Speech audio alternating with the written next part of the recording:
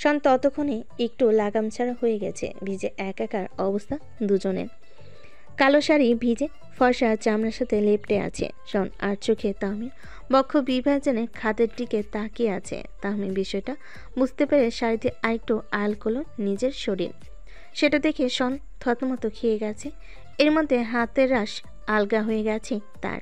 তাহমি চোখ টিপ্পনি দিয়ে শনের পায়ের উপর পা রাখে। শন ততক্ষণে তাহমিকে ছেড়ে দিয়েছে পুরোপুরি। তাহমি এক হাতে শনের ঘাড় চেপে ধরে অন্য হাত কাঁধে রেখেছে। শনের নিঃশ্বাসের গতি ক্রমান্বয়ে বৃদ্ধি পাচ্ছে। সুন্দরী বউ আশকারা দিলে নিজেকে নিয়ন্ত্রণে রাখা দুষ্কার মনে হচ্ছে। তাহমি ধীরে ধীরে শনের অধরে নিজের ওষ্ঠ এগিয়ে নিয়ে যাচ্ছে। আবেশের শহনের চাহনিতে মাদকতা প্রকাশ পাচ্ছে, কিন্তু শেষ মুহূর্তে এসে তাহমি ঠোঁটের সাথে ঠোঁট ছুঁয়ে দেওয়ার বদলে শনের কানের কাছে মুখ নিয়ে ফিসফিস করে বলল, দেখেছিস, ধরে রাখতে পারলি না? এত নিয়ন্ত্রণহীন হলে তো যে কেউ। তাহমি ছটকায় শনকে ছেড়ে দিয়ে হাসতে হাসতে ওয়াশরুম থেকে বেরিয়ে আসে। শন তখনও সব কিছু সামলে উঠতে পারেনি। কয়েক মিনিট ওভাবে ওয়াশরুমে ঝর্ণার নিচে দাঁড়িয়ে রইল। তারপর এতক্ষণে ঘটনা দ্বিতীয়বার শন করতে হকচকিয়ে উঠল শন। ছিচি, কি লজ্জা, কি লজ্জা! শত্রুর সাথে রোমাঞ্চ করতে যাচ্ছিল সে। উফ! তাহমি ঘাড়ে কাঁধে ছুঁয়ে দিয়েছে। ভাবতেই আশেপাশে তাকিয়ে সাবান হাতে নিল শন। তারপর আচ্ছামতো ঘষতে শুরু করলো নিজের শরীর।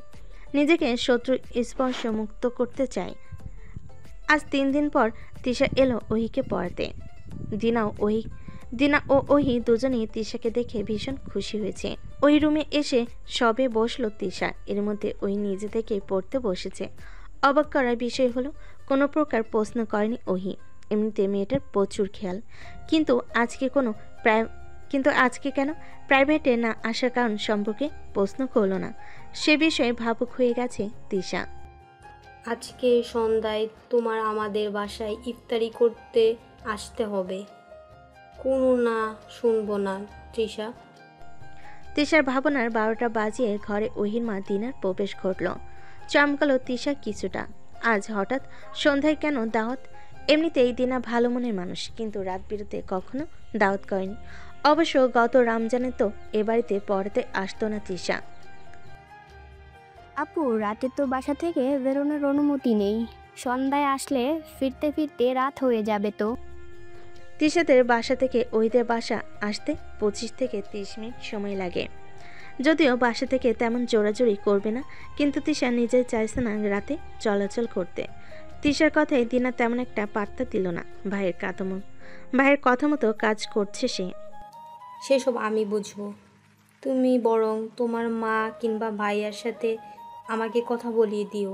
বাড়িতে গিয়ে যাওয়ার সময় আমাদের বাড়ির গাড়ি তোমাকে পৌঁছে দিয়ে আসবে। তিশা জানে ওহিদের নিজস্ব গাড়ি নেই, তবে ওর মামার আছে। কিন্তু আসার সময় তো বাড়ির মধ্যে সেই গাড়ি ছিল না, আর থাকার কথাও নয়। অনেক চৌধুরী তো এখানে থাকার কথা নয়।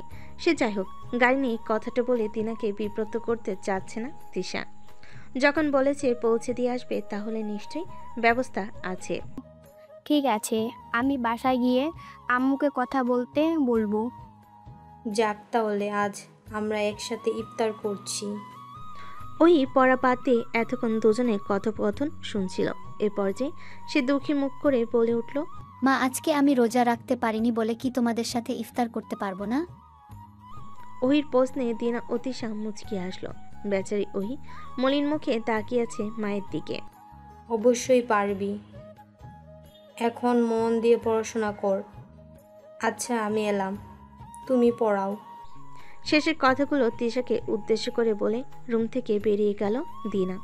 পড়াশোনার সময় দিনা এ ঘরে খুব কম আসে। আসরের আজানের ধ্বনিতে চারিদিক মুখরিত হচ্ছে। সামনেই মসজিদ, হয়তো সেদিক থেকে শব্দ বেশি শোনা যাচ্ছে।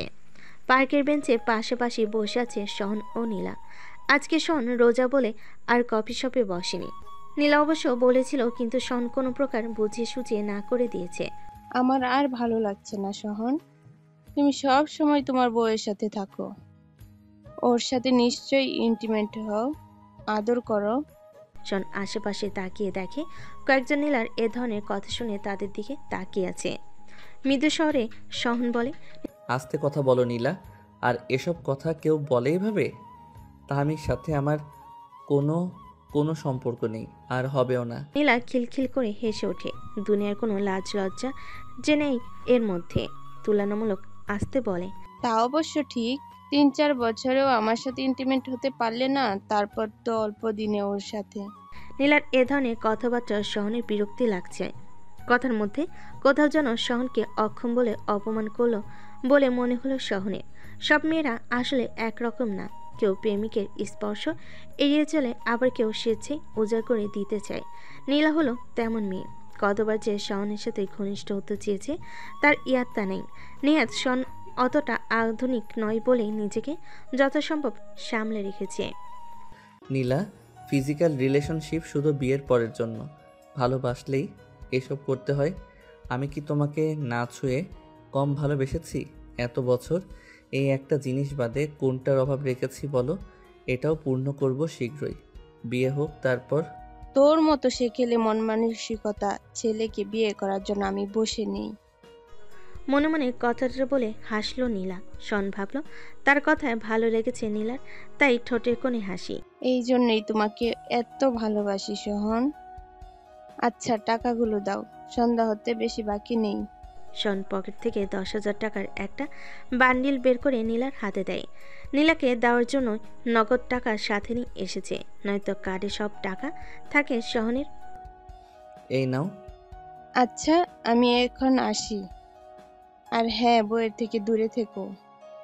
নীলা নিজে থেকে শনের ললাটে চুম্বন আঁকে। শন জবাবে হাতের তালুতে ওষ্ঠ ছুঁয়ে দিল।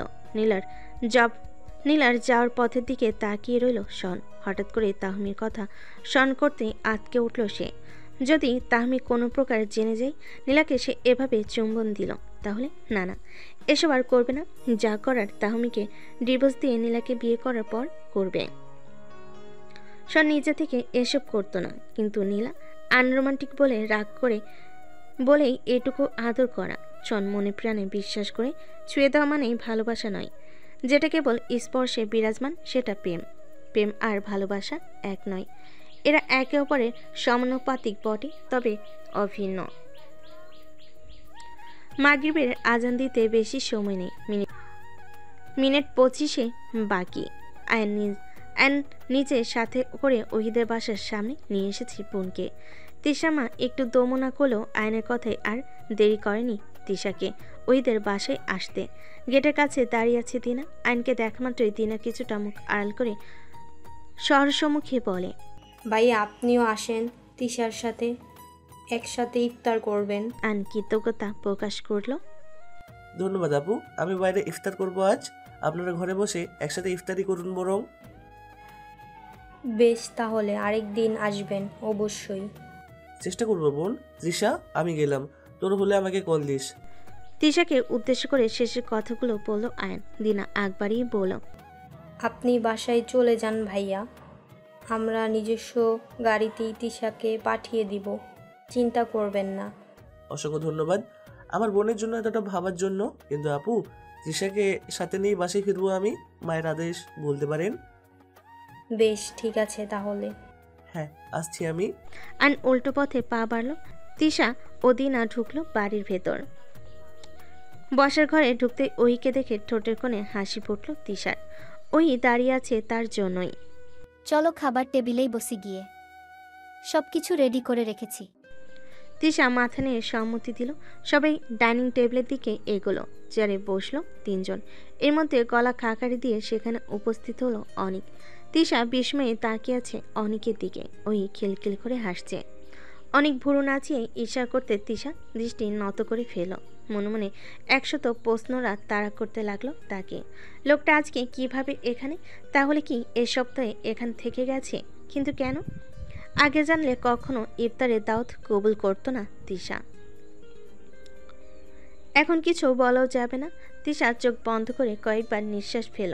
না, ভাইয়ের কথা মতো মনে করে নিজেকে স্বাভাবিক করে নিল তিশা। আর কিছু বাকি আছে দিনা? থাকলে বল, এখনো সময় আছে, আমি ঝটপট তৈরি করে আনবো। অনেক হাসি হাসি মুখে বোনকে জিজ্ঞেস করলো। দিনা আনন্দে আটখানা হয়ে বলল, আর কিছুই লাগবে না, এত কিছু তো তৈরি তুমিই করলে, আমি তো শুধু সাহায্য করেছি।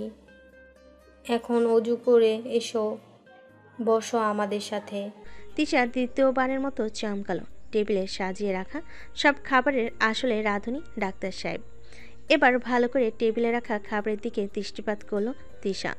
বুট, মুড়ি, 4 রকমের শরবত, ডিম সিদ্ধ, তরমুজ, ফালুদা, কয়েক পদের ফল, পাটিসাপটা পিঠা, খেজুর, বেগুনি, আলুর চপসহ নানান প্রকার খাবারের সমারোহ। একজন পুরুষ মানুষ এত কিছু ধৈর্য ধরে কিভাবে রান্না করতে পারল, তাও রোজা রেখে, সেসব ভাবছে তিশা। দিনার কথা মতো অনেক অজু করে এসে একটা চেয়ার টেনে বসলো ওহির পাশের চেয়ারটাই। লোকটার মতিগতি বোঝা দেয়। এমন করে তিশার দিকে তাকাচ্ছে, মনে হয় কত ভালো সম্পর্ক দুজনার। মাগরিবের নামাজ শেষে বিছানায় শরীর এলিয়ে দিয়েছে তাহমি। এমন সময় ঘরে প্রবেশ করলেন শহরের মা। শাশুড়িকে দেখে হুড়মুড়িয়ে উঠে বসলো মেয়েটা। আহা, এভাবে উঠে বসলি কেন? শুয়ে থাক, আমি বসে কথা বলছি।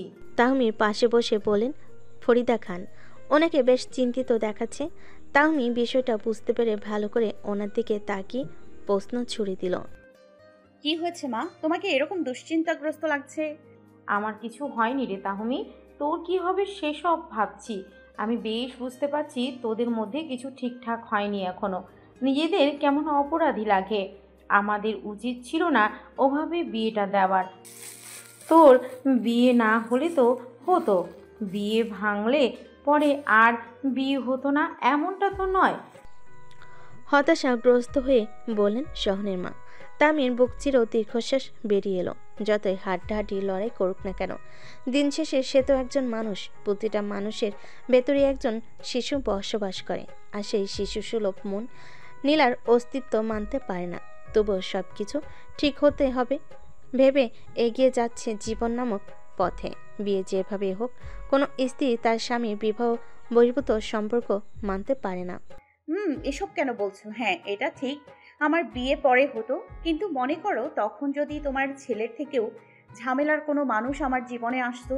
তোমার ছেলে তো কোনো বদ অভ্যেস নেই, শুধু একটা প্রেমিকা আছে, এই যা।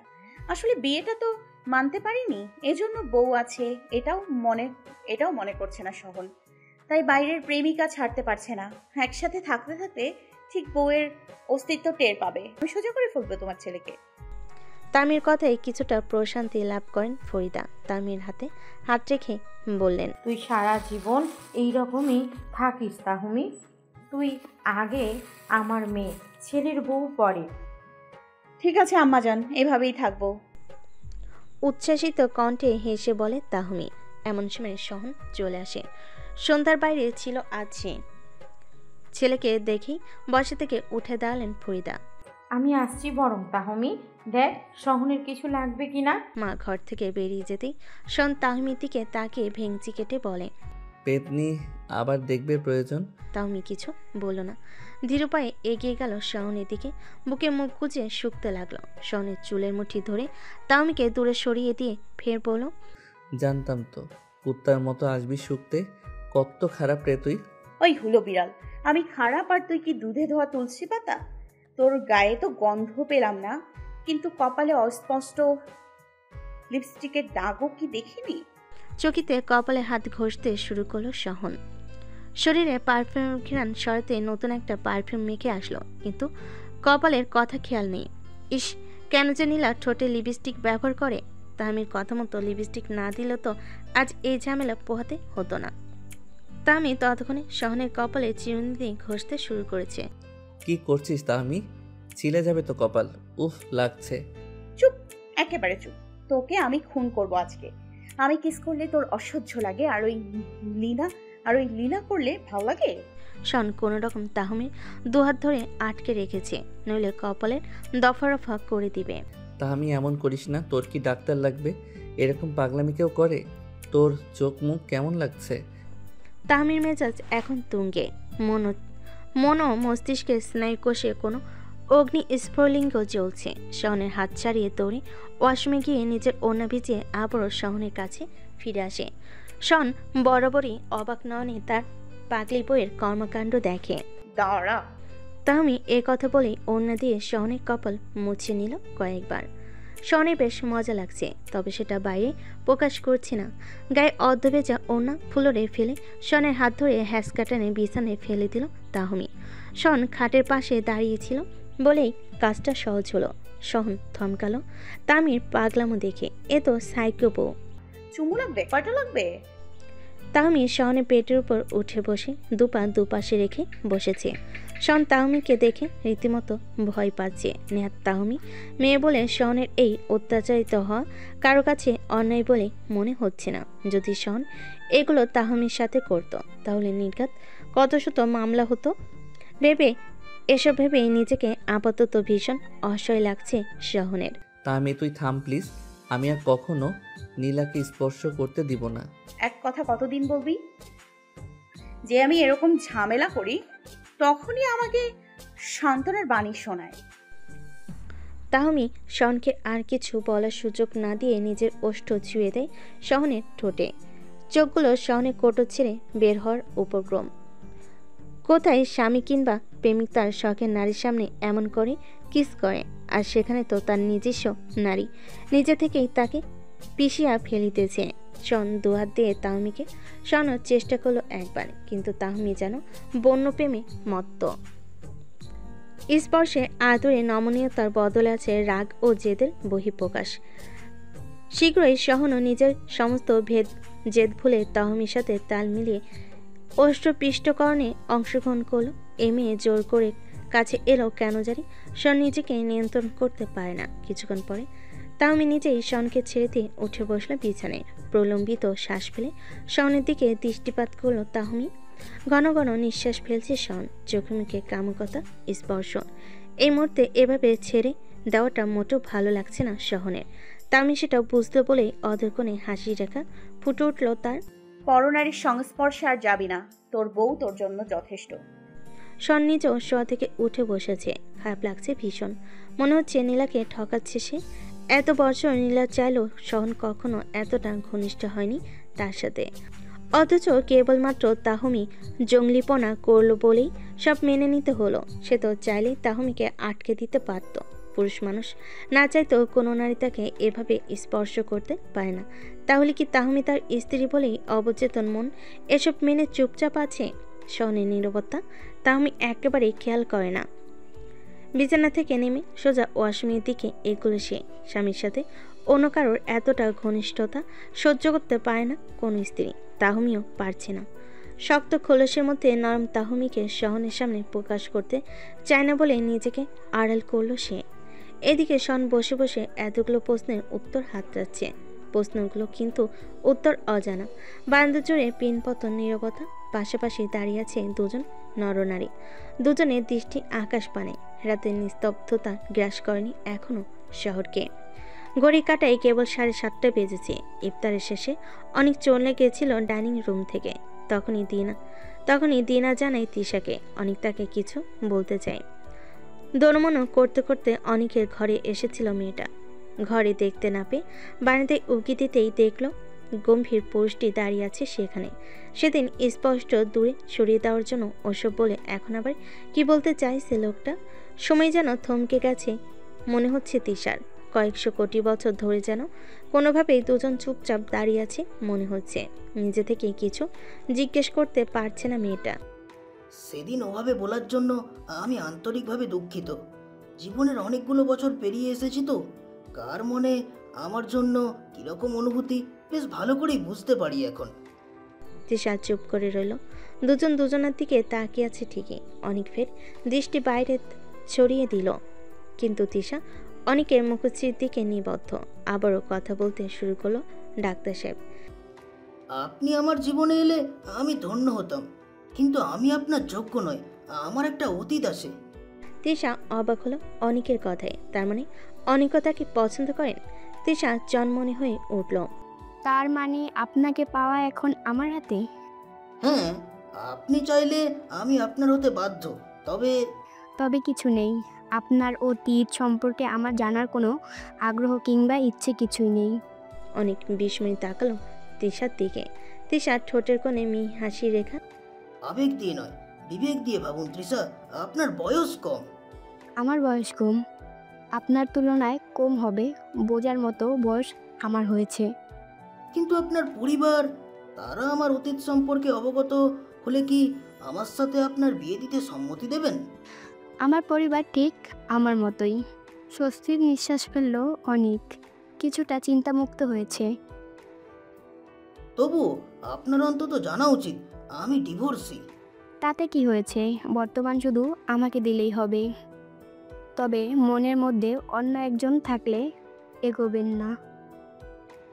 আপাতত আপনি ছাড়া মনের মাঝে আর কারোরই স্থান নেই এবং থাকবে না। তিশার ভীষণ সুখ সুখ লাগছে। ইস, মানুষটা কি সুন্দর করে কথাটা বলল। বেশ, তাহলে হবে। আর আমি মনে করি এসব কথা আমার পরিবারের কাউকে জানানোর প্রয়োজন নেই। যেখানে আমি সংসার করব, সেখানে আমার ইচ্ছে চূড়ান্ত। তাছাড়া এই সমাজে ছেলেদের ডিভোর্স নিয়ে কেউ ততটা মাথা ঘামায় না ডাক্তার সাহেব। ডাক্তার সাহেব? ফিসফিস করে বাক্যটি আবারও আওড়ালো অনেক। মেয়েটা সব কিছু কেমন ভালো লাগে। কিছু বললেন? না তো। তিশা মুচকি হাসলো। অনেক মাথা চুলকাচ্ছে। এত লজ্জা? লজ্জা সেটা বুঝবেন বিয়ের পর। আপাতত আপনার গ্র্যাজুয়েশন শেষ হওয়ার অপেক্ষায় রইলাম। তিশা লজ্জা পেয়ে স্থান ত্যাগ করলো। সৃষ্টিকর্তার নিকট শুক্রিয়া আদায় করলো অনেক। আবেগের বয়সে শখ করে ভালোবেসে বিয়ে করে ঠকে গিয়েছিল মানুষটা। এত বছর পর তার জীবনে আবার ভালোবাসা ধরা দিবে ভাবিনি কখনো। সামনে ঈদ, সেজন্য নীলা সপ্তাহেও যেতে না যেতেই আবারও শাওনের কাছে শপিং করার জন্য টাকা চেয়েছে। তাহমির গোয়েন্দাগিরির জন্য। তারপর আর নীলার সাথে দেখা করা হয়নি শহনের। তবে তাহমির জ্বালায় অতিষ্ঠ হয়ে গেছে। কিভাবে তাহমির থেকে মুক্তি পাবে সেই চিন্তায় রাতে ঘুম আসে না বেচারার। তাছাড়া বাবা মার বিষয়ও আছে। ওনারা দুজন তো তাহমি বলতে এক ঢোক জল বেশি খান। আজকে বিকেলে তাহমির সাথে বেড়াতে হবে। ঈদ উপলক্ষে এখনই কেনাকাটা করতে বলেছেন আতাউল খান বাবার নির্দেশ মাফিক। তাই বেলা 3:30টায় বাসা থেকে বের হয়েছে দুজন। অফ হোয়াইট কালারের শার্ট পরেছে শহন, সাথে কালো জিন্স। তাহমি হিজাব পরেছে শাড়ির উপর, কালো রঙের শাড়ির সাথে কালো হিজাব। শোন, আমি বেশি হাঁটাহাঁটি করতে পারবো না, যা কেনার একটা মল থেকে কিনিস। শহন গাড়ি থেকে নেমে ফরমান জারি করলো। তাহমি চিরাচরিতভাবে ফোঁস করে উঠল। দ্রুত পা বাড়িয়ে শপিং মলের দিকে হাঁটতে লাগলো। আমি যেখানে যেখানে যাব তুইও সেখানে সেখানে যাবি। রোজা মনে হয় ও একলা রাখে। বিকেল থেকে সন্ধ্যা পর্যন্ত কিছু বললেই ছ্যাঁত করে। শোন চুপ করে গেল। এই মেয়ের সাথে ঝগড়া করার মতো এনার্জি কিংবা ইচ্ছে কোনোটাই নেই তার। শীতে শপিং মলে ঢোকার সময় এক যুবতীর সাথে ধাক্কা লাগলো শহনে। ফলে ওনার ব্যাগটা ফুলে পড়ে যাওয়ায় ভদ্রতার খাতিরে শহন ব্যাগটা তুলে দিয়ে সরি বলে আবারও হাঁটা শুরু করলো। তাহমির দিকে দৃষ্টিপাত করতে দেখলো রণচণ্ডী রূপে তার দিকে তাকিয়ে আছে সে। বিষয়টা বুঝতে কয়েক সেকেন্ড সময় লাগলো তার। শন পেছন ফিরে তাকিয়ে সেই যুবতীকে ডেকে বলল, এক্সকিউজ মি। মেয়েটা দাঁড়িয়ে গেল। শন এগিয়ে গেল সেদিকে। তাহমি দাঁড়িয়ে আছে রাগান্বিত দৃষ্টি নিক্ষেপ করে। মেয়েটা কিছু বোঝার আগেই শন তার ব্যাগ থেকে আবারও ফুলরে ফেলে দিয়ে দৌড়ত তাহমির কাছে ফিরে এলাম। এতক্ষণে মুখে হাসি ফুটেছে তাহমির।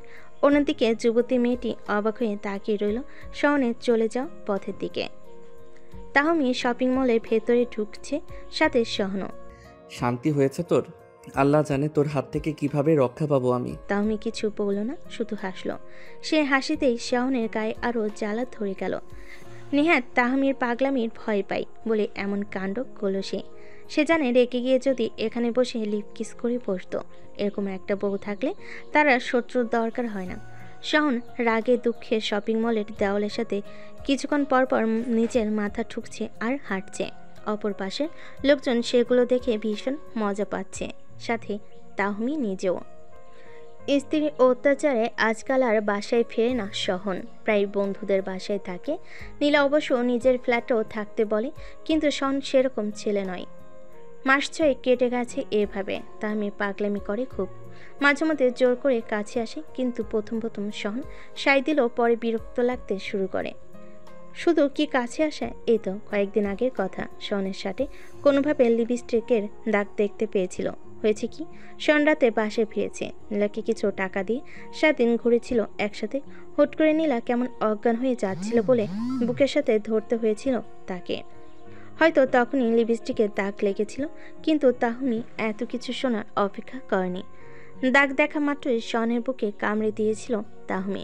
রাগে দুঃখে হিতাহিতজ্ঞান লোপ পেয়েছিল মেয়েটার। কামড়ের গভীরতা এতটা ছিল যে একটা দাঁত বসে গেছে এমন। শন যতক্ষণে ব্যথার তীব্রতা অনুভব করছে ততক্ষণে তাহমি নিজেই ধাক্কা দিয়ে শনকে সরিয়ে দিয়েছিল নিজের কাছ থেকে। এত কিছু পরও কি এমন মেয়ের সাথে ঘরে থাকা নিরাপদ? হয়তো হুট করে মেরে দিল তাকে। এই ভয়ে চুপসে গেছে শহন। মায়ের কাছে বলেছে তাহমিকে যেন মানসিক ডাক্তার দেখায় দ্রুত, কিন্তু শহনের মা উল্টো বললেন, ডাক্তার তাহমির না, তোর লাগবে। সময় থাকতেই সংসারে মন দে। মুখ চামটি দিয়ে চলে গেলেন ফরিদা খান। বেচারা শহন কিং কর্তব্য বিমূঢ় হয়ে দাঁড়িয়ে রইল অথপর। তপ্ত দুপুরে বাসে করে দাঁড়িয়ে আছে শহন। সপ্তাহখানেক হবে নীলার সাথে দেখা হয়নি শহনের। এর মধ্যে নীলা তেমন কল করেনি।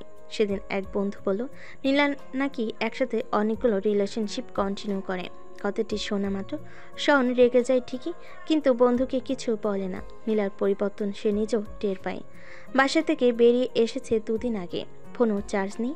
নিজেদের গাড়ি নিয়ে আসেনি বাড়ি ছাড়ার আগে। বাসায় যাচ্ছে আজ। সন্ধ্যা না বলেই নীলার ফ্ল্যাটে যাবে বলে ঠিক করেছে শহন। মিনিট পাঁচেক পর বাস থামল। ধীর পায়ে সিঁড়ি পেয়ে দরজা বাড়ি দাঁড়িয়ে কলিং বেল চাপল শহন। দুপুরে খাওয়া দাওয়া শেষে সবাই যে যার ঘরে শুয়েছিল।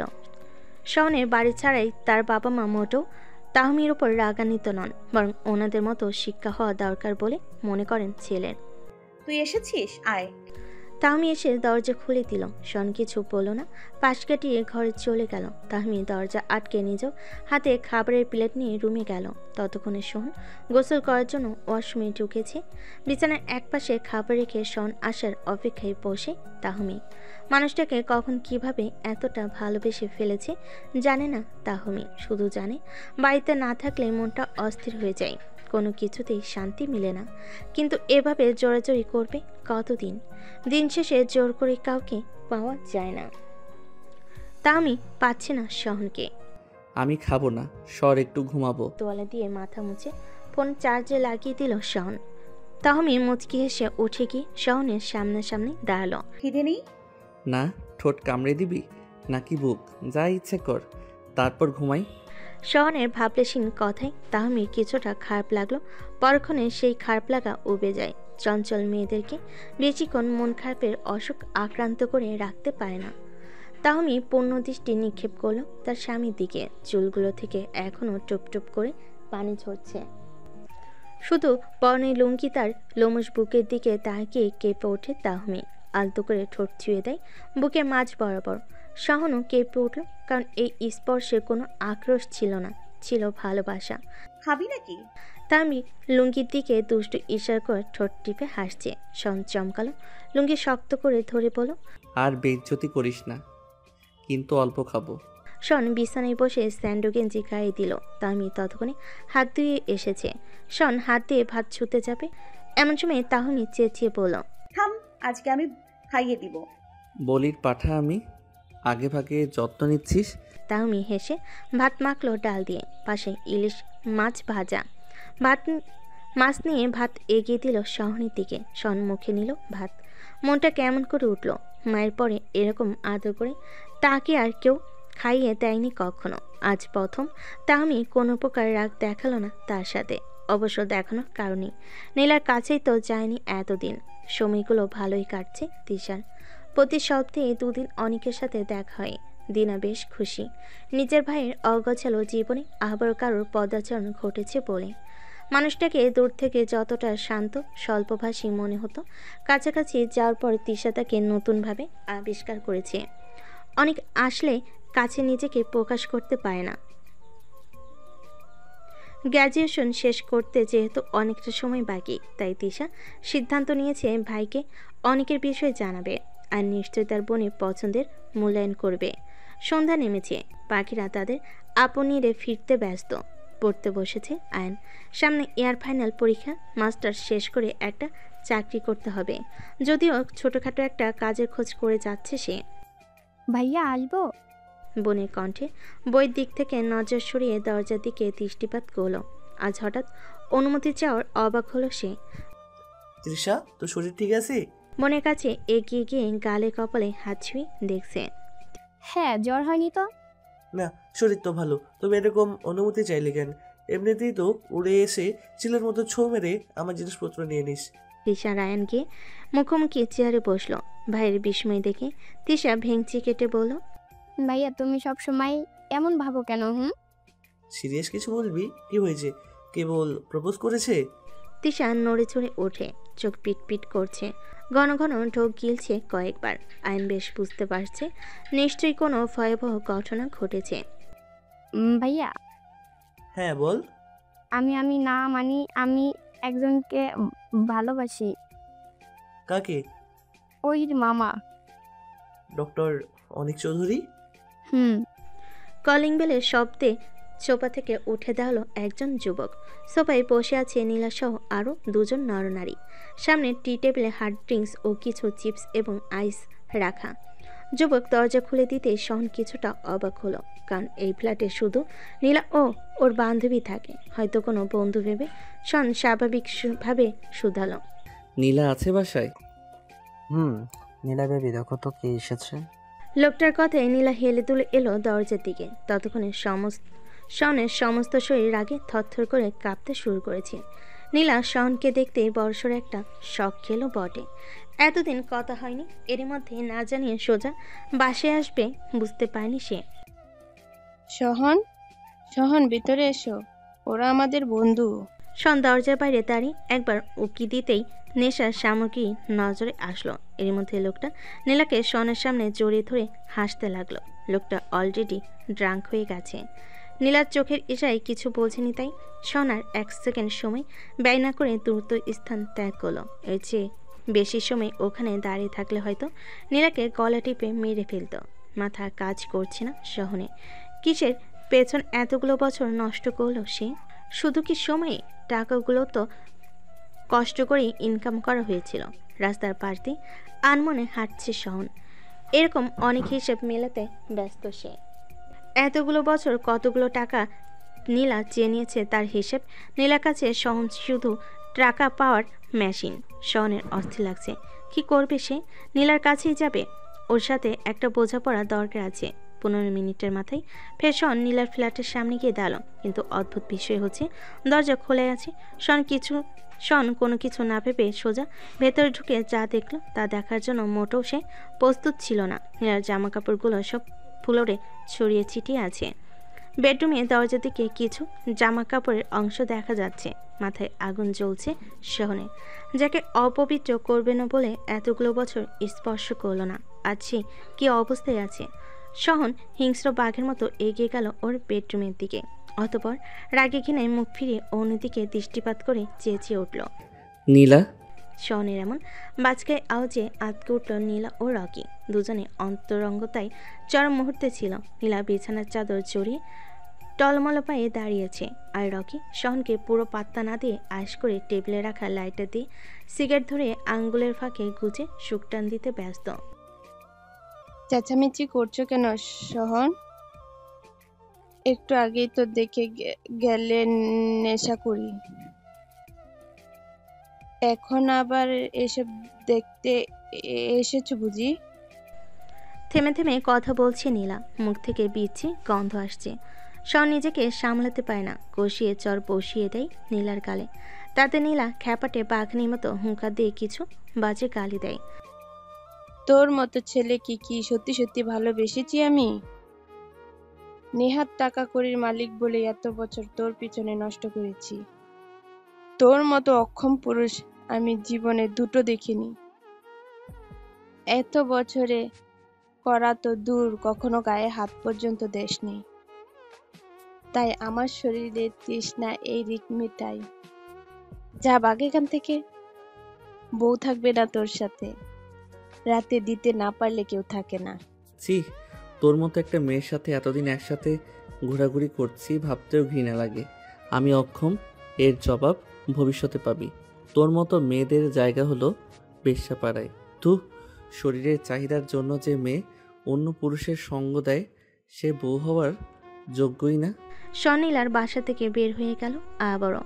মাথা কাজ করছে না সহনের। একটা মেয়ে তার পুরুষত্ব নিয়ে কথা বলল, যাকে ফুল ভেবে বুকে আগলে রাখলো সে এই অপবাদ দিয়েছে। ভাবতেই সমস্ত শরীর রাগে হিড়হিড় করে উঠছে তার। অন্য একটা পুরুষের সাথে বিছানায় গেল নীলা, তাও সহনের অগোচরে। দিনের পর দিন ঘড়ির কাঁটার টিকটিক আওয়াজ করে রাত 11টা বেজেছে জানান দিচ্ছে। তামি না খেয়ে বসেছিল কিছুক্ষণ, কিন্তু শাশুড়ির বলেই খেয়ে নিয়েছে।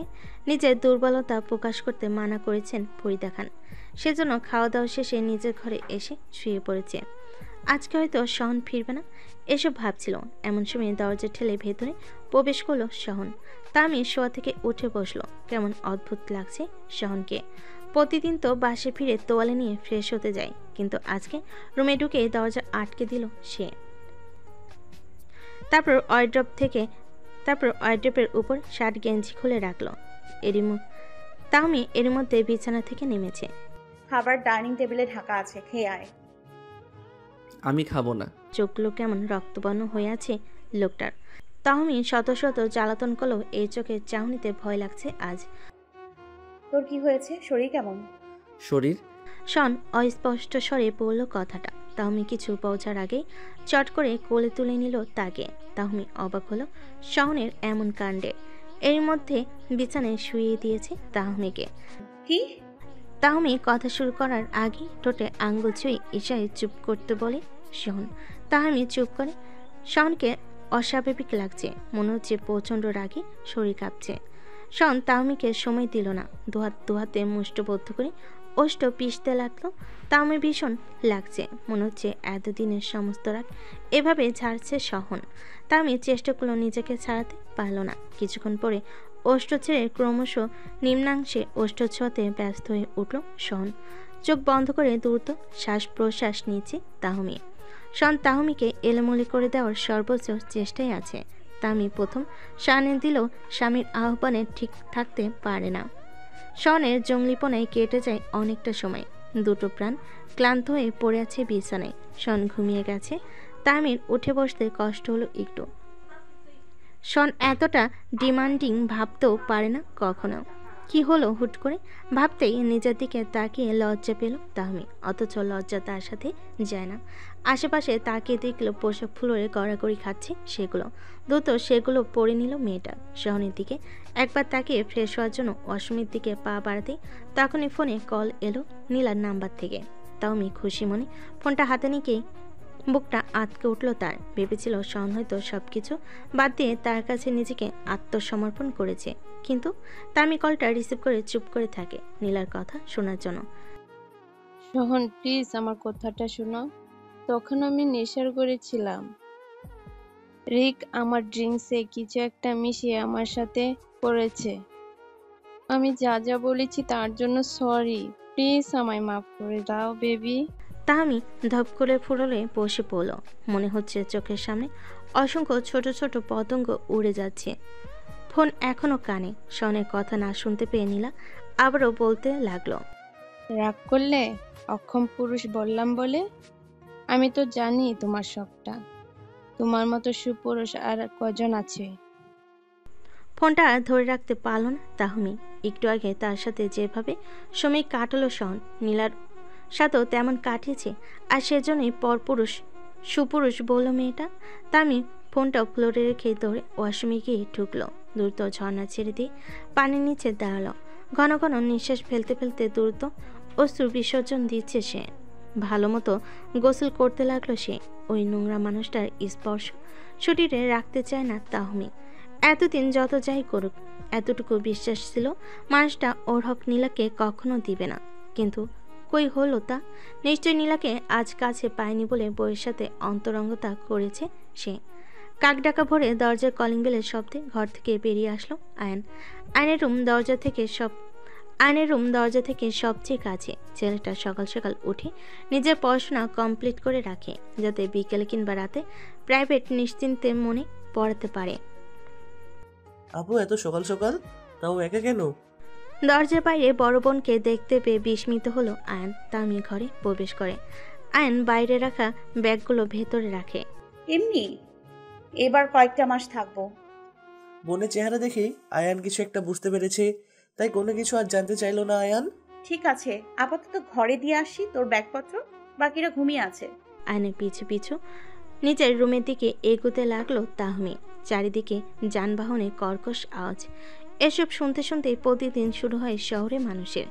শনের ঘুম ভেঙে গেছে, আড়মোড়া ভেঙে বসল সে। দেয়াল ঘড়ির দিকে দৃষ্টিপাত করলো সময় দেখার জন্য 11:20 বেজেছে। এত বেলা অবধি কীভাবে ঘুমিয়েছিল সে? তামি তো এতক্ষণে মগে পানি নিয়ে আসার কথা, নাকি গতকাল রাতে ঘনিষ্ঠতায় খারাপ লেগেছে মেয়েটা? শনের সব ভাবতে ভাবতে বিছানা থেকে উঠে জানালার পাশে দাঁড়িয়ে বাইরে দৃষ্টিপাত করলো। নীলার কথা মনে পড়তেই মেজাজ খারাপ লাগছে তার। নীলার করা অপমানের শোধ নিল তাহমির উপর। নিশ্চয় তাহমির শরীরে লেগেছে। শন দ্রুত ওয়াশরুম গিয়ে চেক করলো তাহমি আছে কিনা। না থাকায় রান্নাঘরে আর ছাদে গিয়ে খুঁজে এলো, কিন্তু না, সারা বাড়ি কোথাও তাহমি নেই। এমনকি আলমারিতে ওর শাড়ি কিংবা থ্রি পিসও নেই। মনটা কেমন করছে শনে। শন তো গত রাতে একবার একেবারে জোর জবরদস্তি করে কাছে যায়নি তাহমি নিজেরও সাই ছিল। দুজনের সম্মতিতেই পৌনঃপুনই ঘটেছিল চার দেওয়ালের অভ্যন্তরে। ড্রয়িং রুমে সবাই মিলে সমবেত হয়েছে। তাহমির বাবা বেশিরভাগ সময় কাজের সূত্রে শহরের বাইরে থাকেন, আজকেও তেমন বাড়িতে নেই। তিনি শ্বশুরবাড়ি থেকে চলে আসে। গতকাল কেউ কোনো প্রশ্ন না করলেও আজকে সবাই একসাথে বসেছে আলোচনা করতে। তিশা বসেছে তাহমির পাশে, আয়ন দাঁড়িয়ে আছে এক কোণায়। সামনাসামনি বসেছেন তাহমির মা। শন যাই অনেক করুক, বাবার বাড়িতে কিভাবে বলবে সেসব? তাতে যে নিজেরই মান সম্মান খোয়া যাবে।